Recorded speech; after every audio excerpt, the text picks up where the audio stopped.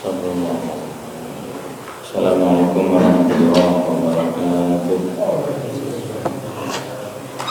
Wassalamualaikum warahmatullahi wabarakatuh. Allah yang berniatina biniatihim wa maqasidana bimaqasidihim wa amalana bi'amalihim wa akhlaqana bi'akhlaqihim ala hadini yakulina binsalina wa alamana bihi al-musannif wa alamana bihi salabuna salih qudru zaman wa hadratin Nabi Muhammad sallallahu alaihi wasallam. Al-Fatihah. Alhamdulillahirabbil alamin ar-rahmanir rahim maliki yaumiddin iyyaka na'budu wa iyyaka nasta'in ihdinas mustaqim siratal ladzina an'amta 'alaihim.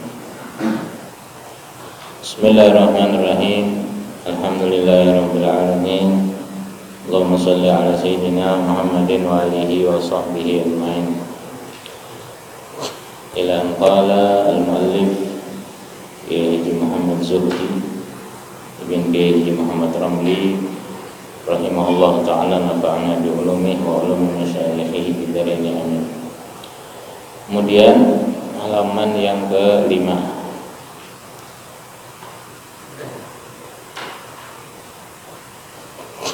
yaitu masalah air, atau disebut sebelum berbicara tentang air di dalam fikih itu disebut dengan kitabut taharah. Jadi bersuci, karena ketika hendak sembahyang seseorang mesti bersuci terlebih dahulu, sebagaimana di dalam hadis al-wudu'u miftahus shalah. Wudu adalah kuncinya sembahyang. Maka musannif di sini berbicara terlebih dahulu tentang bersuci terlebih dahulu. Taharah di dalam, sebelum kita bicara air, kita membicarakan tentang bersuci terlebih dahulu. Jadi taharah di dalam bahasa Arab artinya bahasa kita adalah bersuci. Pengertian bersuci di sini yaitu merangkatkan hadas. Jadi yang namanya bersuci itu, taharah itu artinya merangkatkan hadas. Baik hadas kecil dirangkatkan dengan wudu, atau hadas besar dirangkatkan dengan mandi. Jadi yang namanya bersuci itu yang pertama adalah merangkatkan hadas artinya. Atau juga au izalatu najisin, atau yang namanya bersuci itu adalah menghilangkan najis. Itu taharah juga, menghilangkan najis bersuci. Seperti orang beristinja, kita membasuh kami, membasuh behira, itu bersuci juga karena.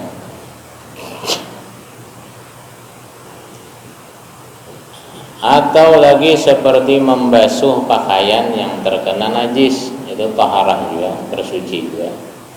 Jadi yang namanya bersuci ini ada dengan wudu, ada dengan mandi, ada juga bersuci dengan istinja, kita membasuh. Ada juga membasuh pakaian yang terkena najis. Nah, itu pengertian taharah. Atau yang semakna dengan keduanya. Semakna dengan keduanya merangkatkan hadas, semakna dengan merangkatkan hadas yaitu tayammum. Semakna dengan menghilangkan najis itu seperti beristinja dengan batu. Atau lebih jelasnya, jadi pengertian taharah, bab taharah ya, bab bersuci, pengertian bersuci itu adalah merangkatkan hadas atau menghilangkan najis dua. Bilanya merangkatkan hadas berarti dengan wudu dan mandi. Bila menghilangkan najis berarti istinja dengan air atau membasuh pakaian yang terkena najis. Itu sudah arti taharah. Kemudian sebelum kita bicara air lagi, yang perlu diketahui adalah bentuk bersuci. bersuci itu ada berapa bentuknya? Ada 4 bentuk bersuci atau macam-macam bersuci. Ngaran taharah itu ada berapa? Ada 4. Yang pertama dengan wudu. Orang berwudu kita sebut orang taharah, orang bersuci. Yang kedua orang yang mandi janabah. Kalau inya sedang berhadas besar, mandi sunat biasa. Kalau sedang berhadas kecil, seperti mandi hendak pulang ke masjid pada hari Jumat. Jadi yang pertama bentuk bersucinya adalah mandi. Yang ketiga bentuk bersucinya at-tayammum yang ketiga. Yang keempat izalatun najis, menghilangkan najis. Jadi kalau ditanya macam-macam taharah ada berapa, macam-macam bersuci ada berapa? Ada 4. 1 wudu, yang kedua mandi, yang ketiga tayammum, yang keempat menghilangkan najis. Menghilangkan najis ini seperti kita berbasuh tadi, basuh kami, basuh bihira, atau membasuh najis di lantai, atau membasuh najis di pakaian, mencuci pakaian yang terkena najis. Nah itu jadi ada 4 cara bersuci, atau ada 4 bentuk atau rupa bersuci, itu ada 4. Sudah tahu kita berwudu, mandi, tayammum, menghilangkan najis. Kenapa diulah aja bersuci ya? Nah, boleh kita menyambat wudu itu dengan bersuci. Kalau orang bahari berair menyambatnya, berwudu itu berair. Jadi batal kantut banyak berair batalah. Batal kantut berair batalah. Bila ini artinya berair itu berwudu, berarti kan batal lagi. Tapi bila artinya berair itu bebanyu kantutnya batal. Lebih daripada batal lah.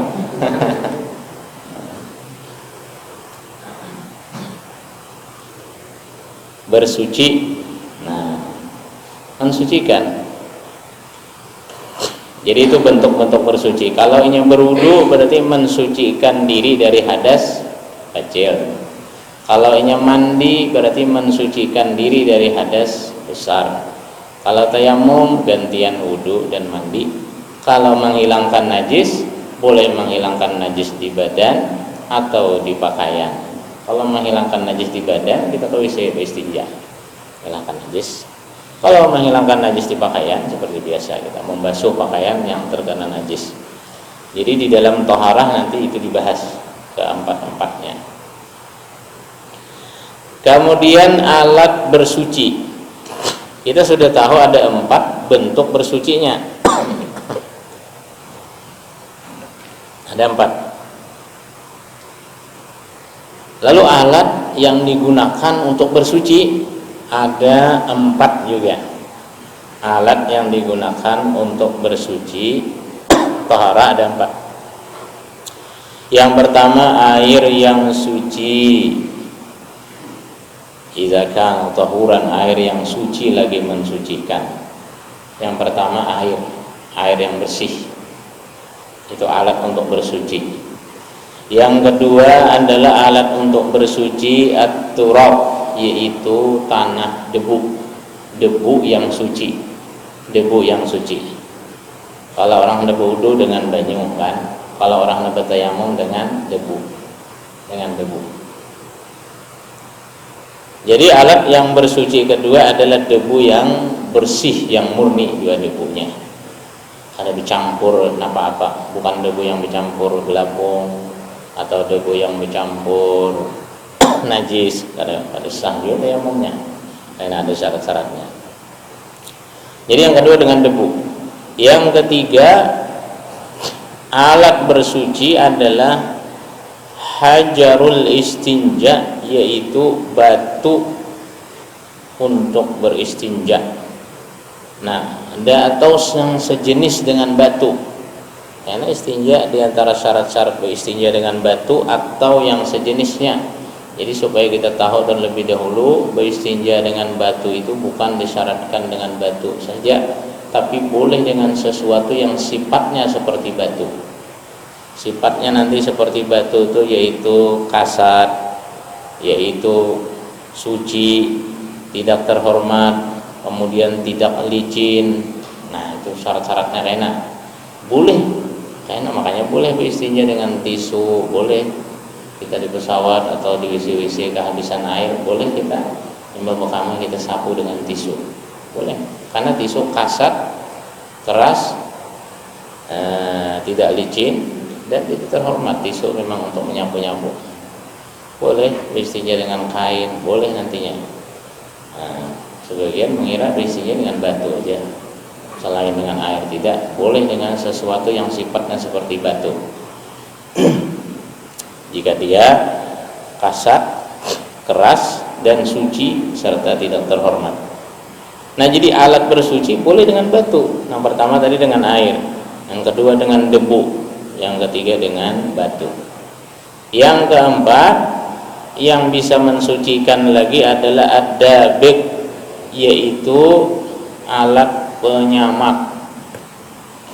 Alat penyamak apabila dia pedas, biasanya yang digunakan alat penyamak itu seperti seperti tahi burung dara. Nah, itu karena itu pedas dan kasar, orang menyamak, orang membersihi kulit sapi nanti. Nah, kalau kulit sapi, kalau sapi yang bersembelih kan sudah suci. Maksudnya kulit binatang lain yang tidak boleh dimakan seperti kulit macan, kulit harimau.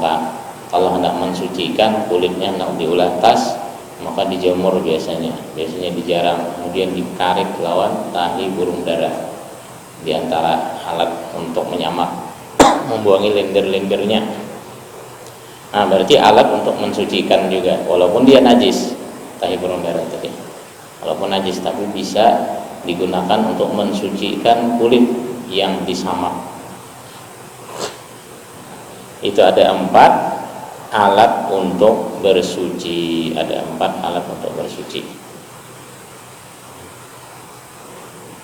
air, debu, batu, kemudian alat penyamak tadi. Kalau orang dahulu biasanya menggunakan tadi seperti kotoran daripada burung merpati atau burung dara disapu. Lawan itu cepat langis lendir-lendirnya, sisa-sisanya daripada sesuatu yang berbau, sisa-sisa daging dikarik dengan kotoran burung dara tadi. Alat untuk mensucikan, walaupun dia najis, tapi mensucikan khusus kulit. Khusus kulit ini tuh, kalau kan ada basuh biro tahi burung dara lain. Ini khusus kulit saja ini maksudnya.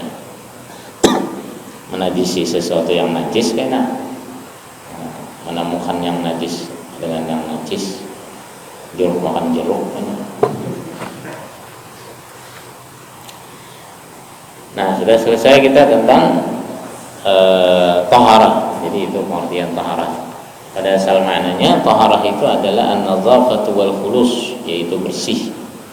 An-nazafatu minal iman, kebersihan bagian dari iman. Nazafah maknanya taharah, ya, kebersihan, bersih.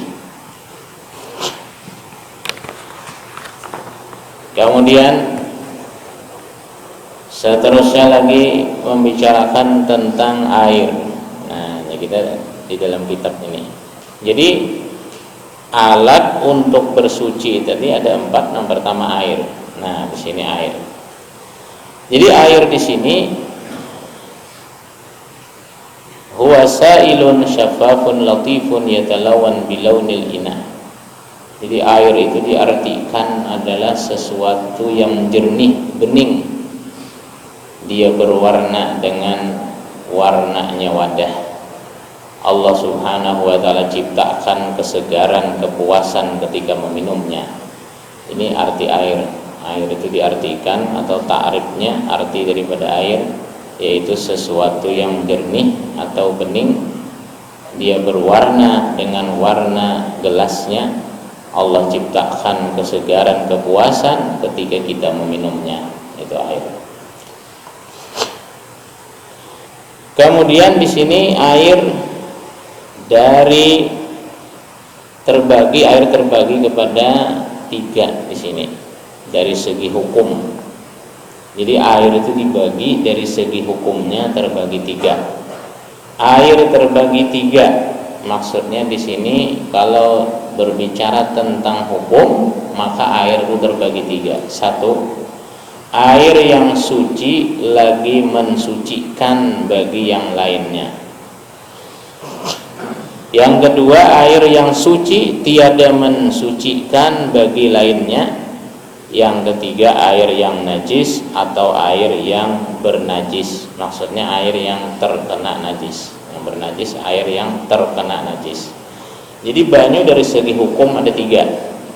1, air yang suci lagi mensucikan bagi lainnya. Maksudnya banyunya suci, kawa dipakai segan baudu, kawa dipakai segan mandi, kawa dipakai segan membasuh najis, kawa dipakai segan membasuh bekami, basuh bahira. Itu maksudnya air mutlak. Air yang suci lagi mensucikan yaitu air mutlak. Air nang ada terganggu, air bersih Pak. Masuknya air minum, air bersih. Dianya suci dan kau mensucikan yang lain. Yang kedua, air yang suci tiada mensucikan bagi yang lainnya.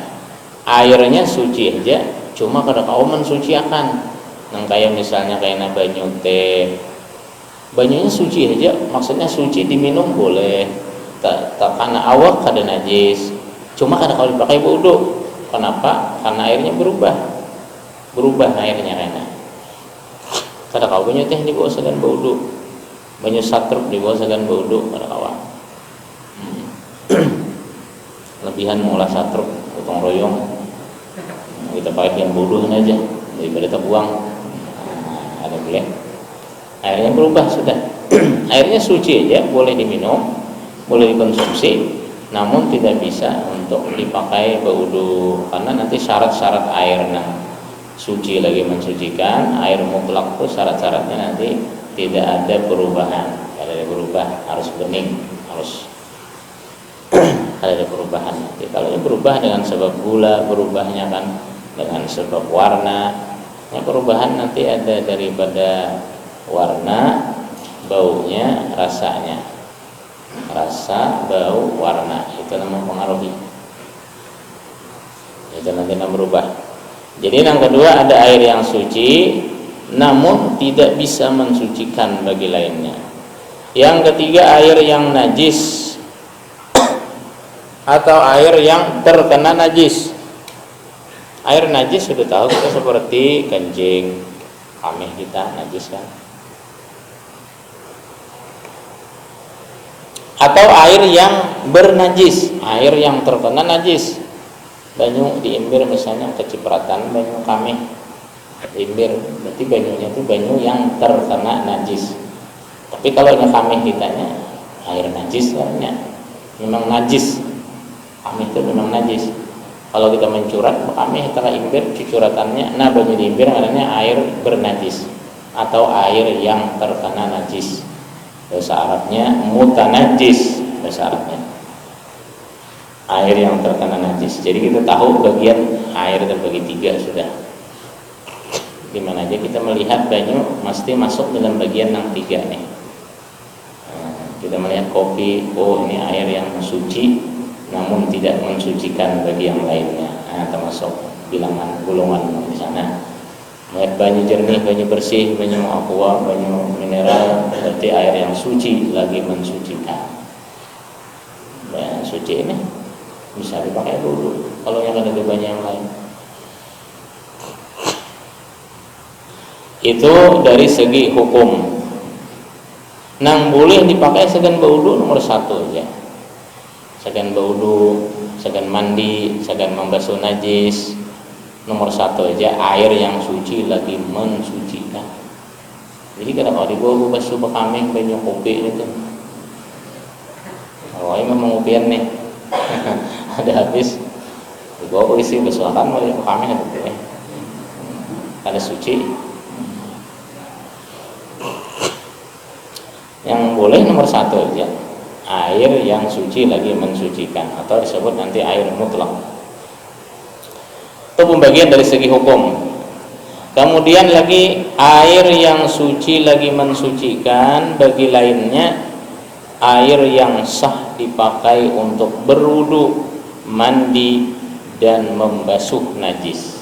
Nah, membasuh najis seperti membasuh najis di lantai, membasuh najis di pakaian, atau membasuh najis di pada diri, yaitu istinja. Kalau kamu memakai banyu itu, Anda melihat teh cacak di pelataran yang pikirannya, simbol kan banyu teh pada suci lagi. Kalau kau banyu teh membersihkan bekas teh cacak yang najis, mesti dengan banyu yang bersih membasuhnya. Air ada 7 macam. Nah, ini pembagian air dari segi tempat dan asalnya. Nah, dari segi tempat dan asalnya, banyu itu ada 7 maksudnya. Pembagian air dari segi tempat dan asalnya. Yang pertama adalah air hujan. Yang pertama. Jadi air hujan. Yahul matar, air hujan. Yang kedua air laut. Yang ketiga air sungai. Yang keempat air sumur. Yang kelima air pancuran atau air sumber. Yang keenam air embun. Yang ketujuh air salju. 7. Atau bisa diringkas 3 yang turun dari langit, 4 yang dari bumi. Nah, 7 ini 3 dari langit, 4 dari bumi. 3 dari langit yang mana? Yang pertama air hujan. Air hujan turun dari langit. Yang kedua air salju. Yang ketiga air embun. Nah, ketiga air hujan, air embun, air salju. Kalau air salju ini turun dari langit cair sampai ke bumi baku. Tapi kalau air embun turun dari langit baku sampai ke bumi cair. Itu air suci lagi mensucikan. Kalau seseorang berwudu dengan banyu hujan boleh, berwudu dengan banyu salju boleh. Air salju, tapi dilanahkan juga. Kalau ada orang is batunya dilanahkan kamu batunya itu mah sapuakan dilanahkan dulu. Air embun juga andai kata orang mengumpulkan di daun-daun pagi-pagi mbak subuh, nah diambilnya di daun pisang, daun keladi, penggelakan dibuatnya sekan wudu sah aja. Cuma orang doyan juga banyak yang di rumah. Cuma artinya bicara tentang hukum tuh boleh. Banyak bahur di rumah kalau dicari ini Pak. Enak sampai subuh mencari ini itu sholat habis subuh kalau tak boleh sama banyaknya sampai isyraq. Air embun. Jadi 3 dari langit, air hujan, air salju, air embun. Mungkin tempat kita air embun aja ada dengan air hujan, air salju tidak ada. Cuma bisa terupa es batu, es batu kalau ada wudu. Wa arba'atun minal ardi, dan ada 4 daripada bumi. Bumi 4. Yang pertama air laut. Yang kedua air sumur. Sumur bor kah, sumur gurung-gurung kah, sumur dari bumi. Kemudian air sungai, tentang banyu. Wal ain, kemudian mata air atau pancuran tadi atau sumber. Ada kan sumber biasanya di daerah gunung-gunung kan ada sumber keluar banyu atau air sumber gitu. Jadi 6-7 macam itu termasuk daripada air yang suci lagi mensucikan. Turun dari langit 3, keluar dari bumi 4. Dari bumi 4. Dari bumi tadi air laut, air sumur, air sungai, kemudian mata air, sumber. Nah, jadi sudah tahu kita itu air suci lagi mensucikan.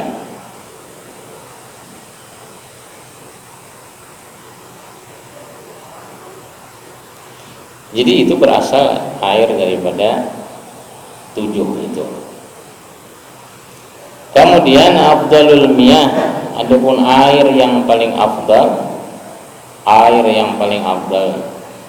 disebutkan di dalam syair, wa afdalul miyahi ma'un qad naba' min baini asabi'in nabiyil muttaba' yalihi ma'u zamzam fal kautsari fanilu misra thumma baqil anhari. Air yang paling afdal di dunia ini bahkan di akhirat adalah air yang terbit dari celah-celah jarinya Nabi Muhammad sallallahu alaihi wasallam. Celah-celah jari Nabi ini celah-celah. Di sini ada 4 celahnya. Nah, di sini keluaran kayaknya. Dalam riwayat itu disebutkan dari Sayyidina Anas bin Malik atau sahabat yang lain, ketika dalam peperangan para sahabat kehausan mengadu kepada Rasulullah. Nah, lalu beliau berdoa dengan mukjizat yang Allah Ta'ala berikan, keluar banyak dari celah-celah jari Nabi ini. Itu air yang paling afdal, keluar daripada tubuhnya Nabi Muhammad sallallahu alaihi wasallam. Kalau Nabi Musa bisa mengeluarkan air, beliau pukul dengan tongkat beliau batu yang besar, memancar 12 mata air. Tapi Rasulullah keluar air dari tubuh beliau yang berwudu itu mungkin sampai 800-an, bahkan kalau yang kami ribuan cukup wudu. Jadi ada yang wudu, ada yang mengisi wadah para tentara, para sahabat itu air yang paling afdal. Kalau kita, air yang paling afdal bagi kita nantinya, kalau kita bisa nanti minum di padang mahsyar dengan tangannya Rasulullah sallallahu alaihi wasallam, itu yang paling afdal nantinya. Mudah-mudahan kita mendapatkan rezeki, mendapatkan kebaikan, keistimewaan bisa minum melalui tangannya Nabi Muhammad nanti. Diberi minum ke tangan Nabi Muhammad. Padang mahsyar di telaga, di sana banyak gelas-gelas, namun orang-orang pilihan dengan tangan Rasulullah langsung berbeda. Itu bisa kita berharap lagi, kalau sejaman dengan Nabi pada sejaman kita. Air yang paling abdal itu, hampir semua sahabat pernah meminum, banyak keluaran di sini. Di tanah ya mau habis-habisnya.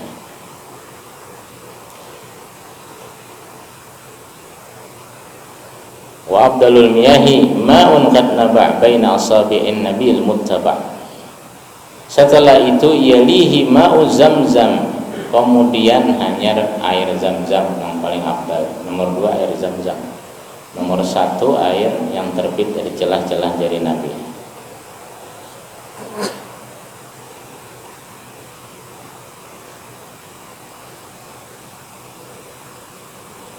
Fal kautsari, kemudian air Kautsar, telaga Kautsar yang ada di akhirat nanti. Setelah air Zamzam baru air di telaga Kautsar. Setelah itu fanilu Misra, kemudian sungai Nil yang ada di Mesir.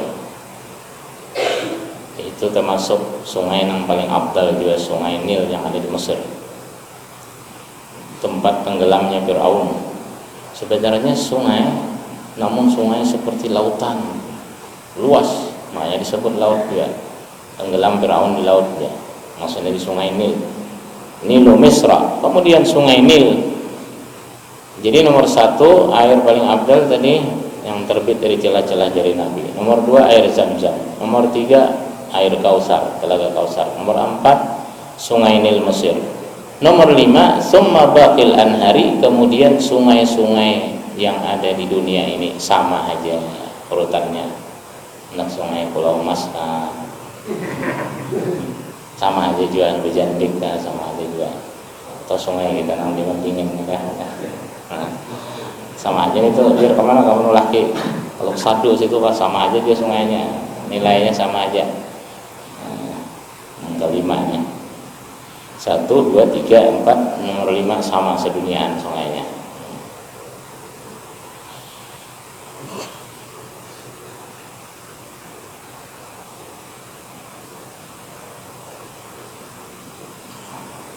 Summa baqil anhari, kemudian sungai-sungai. Ini bicara tentang air. Kemudian tentunya sumur ataupun tempat-tempat yang bersejarah tentunya menjadi mulia dengan sebab orang yang membikinnya. Nah, termasuk dua sumur Habib yang bisi sejadah di Mekah yang kita sembahyang tadi nih. Kapten Arab ada sumur sekiannya, sumur lidah Habib Muhtar. Nah, sumur itu luar biasa adalah obat corona gitu kan. Sesuai dengan niat. Aqsamul miyah min haitsul hukmi tadi sudah. Jadi sudah tahu kita bahwasanya air yang suci lagi mensucikan ada 7 macam. Itu tempat-tempat terbitnya. Kadang-kadang luput daripada itu. Cuman masih bingung ya, ada sebagian orang nih banyu yang ada di mukhayyaf di AC itu. Banyu yang ada di AC itu banyu apa itu? Datang di langit kan, datang di bumi kan itu. Di AC itu. Banyu apa itu? Ada all banyunya. Kayak apa aja yang mau dibawa wudhu nih tuh? Mau dibawa mandi ya. Ya kayak itu kan prosesnya, kalau dipaham ya prosesnya tanya ini mau ambil di angin kan ya, angin kan diambilnya saya kira jadi ada banyu gitu. Karena kita bahas lagi kalau ada penemuan padahal ya. Kalau ada penelitian kan apa dari mana ini banyu ini datangnya yang ke AC itu ada banyu. Kalau pohon-pohon berbanyu kan atau buah-buah berbanyu pada sah ya, karena dibawa berwudu kan ada pembahasannya. Kayak banyu nyiur dibawa wudu pada sah. Baik dibawa minum bawa wudu. Banyu nyiur semangka lah diparah bawa wudu, limau kan diparah pada sah ya. Cuma tadi itu penelitian ya, teliti dulu. Banyu AC di tengah. Ada menggunakan kan diimbirhan tempat seimbir artinya amonnya datang dari langit atau datang dari bumi boleh-boleh aja, sah-sah aja, artinya suci lagi mensucikan.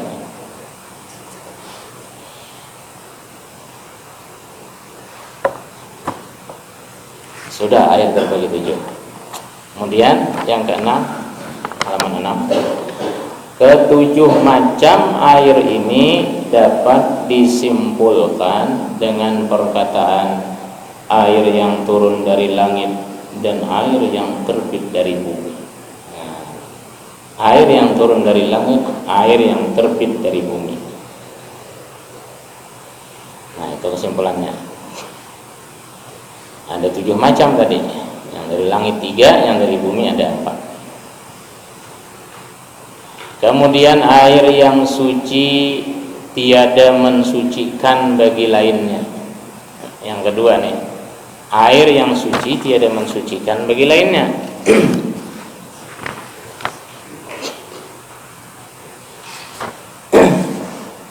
Itu nomor 2 bagiannya. Kita bicara nomor 1 lagi tadi, ada keterangannya lagi. Air yang suci lagi mensucikan. Masih kita pembicaraan nomor 1 lah, keterangan tambahannya lagi. Jadi air yang suci lagi mensucikan tadi bisa disebut juga dengan air mutlak, bisa disebut dengan air mutlak. Air mutlak.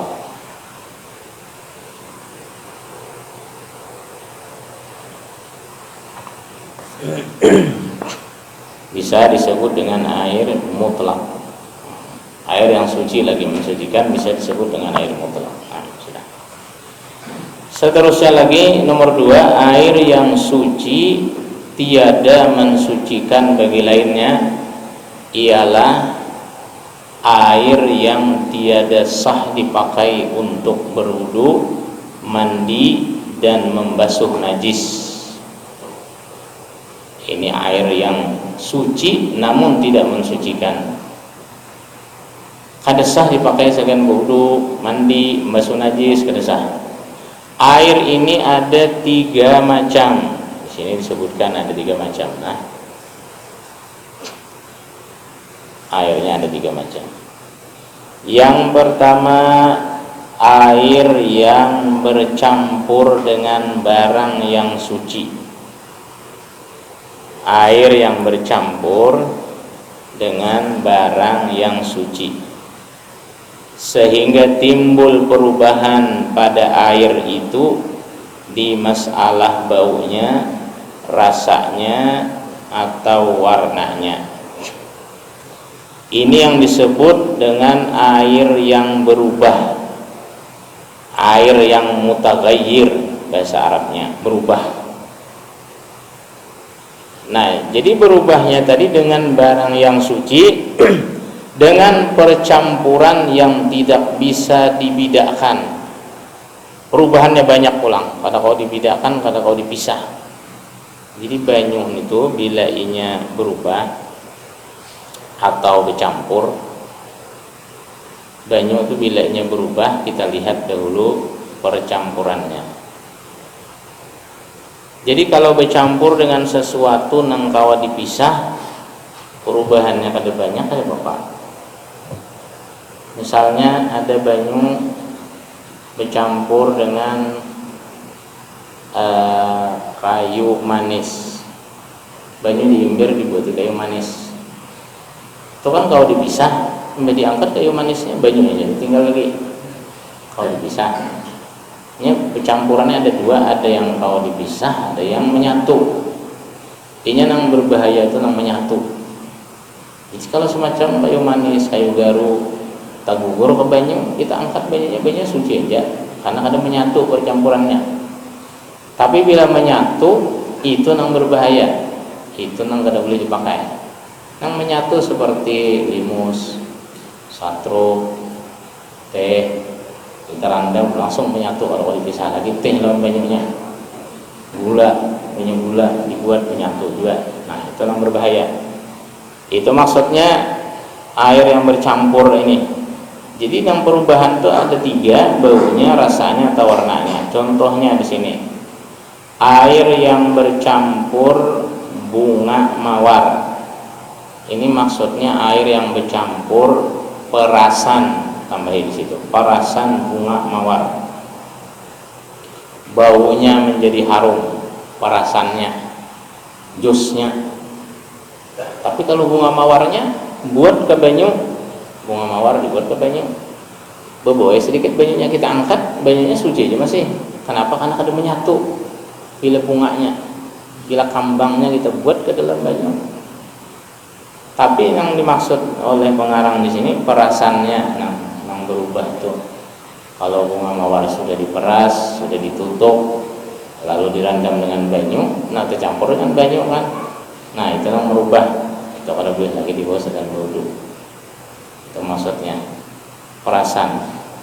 Ya, jadi berubah warnanya, berubah baunya menjadi harum. Sesamanya tadi kayu garu kita buat ke banyu, kita angkat kayunya, aduh apa ya? Karena kada menyatu. Jadi nang menyatu itu nang bermasalah.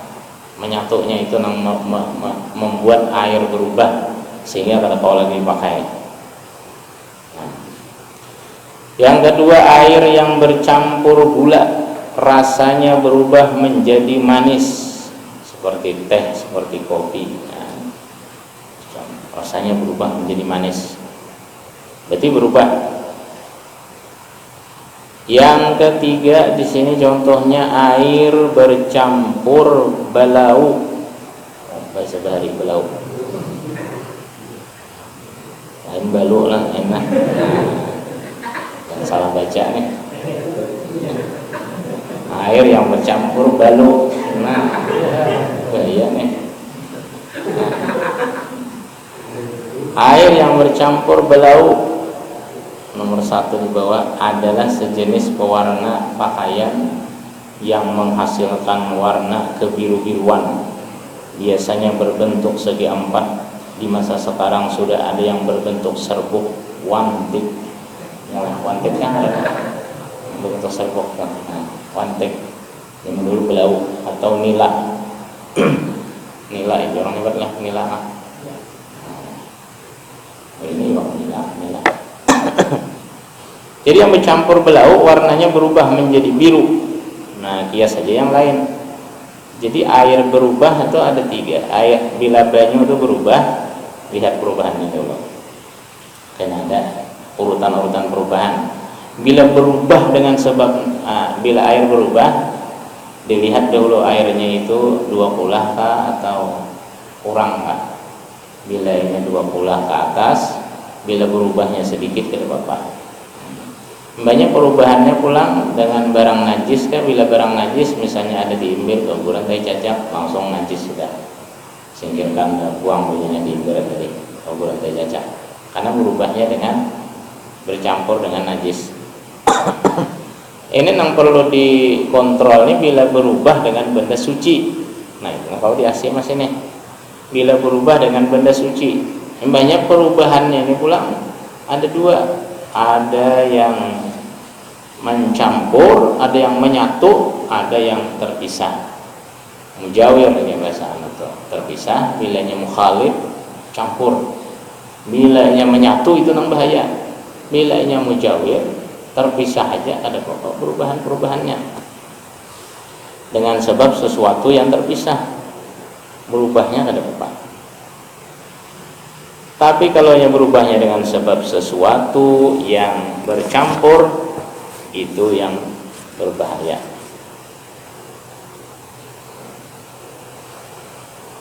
Seperti nang campur kan, seperti es jeruk campur kan. Kalau dipisah lagi, seperti gangan, kalau gangan diulas dengan bahasa najis, seperti limus, satruk, minum-minuman berubah bertahan.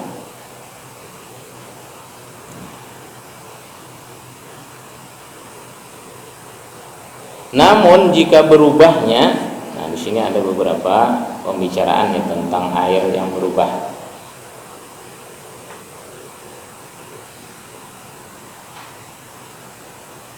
Kalau berubahnya tadi dengan mujawir, dengan pertama air yang berubahnya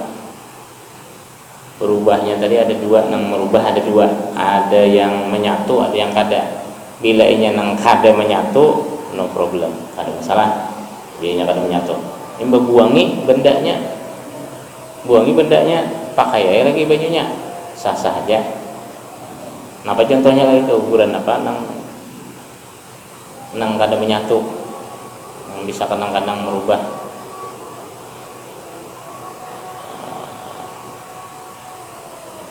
Yang berubah antara 3 berubahnya, baunya, rasanya, warnanya.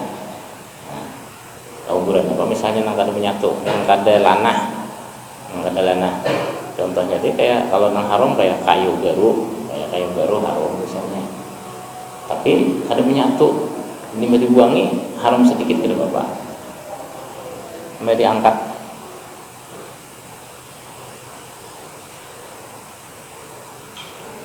Di sini contohkan 3 tadi. Perasan bunga mawar itu merubah baunya. Mbahnya pulang bercampur dengan gula merubah rasanya, bercampur dengan belau merubah warnanya. Nah, karena kita carikan lagi contoh-contohnya lah. Jadi 2 dahulu kita membahas masalah air pada malam ini. 1 air yang suci lagi mensucikan, 2 air yang suci namun tiada mensucikan. Ini ada terbagi beberapa macam, ada 3 macam. Yang sudah kita bahas adalah air yang berubah, air yang bercampur itu ya air yang berubah, air yang bercampur dengan barang yang suci. Nah, kita cari contoh-contohnya lagi. Wallahu ta'ala a'lam. Fatihah.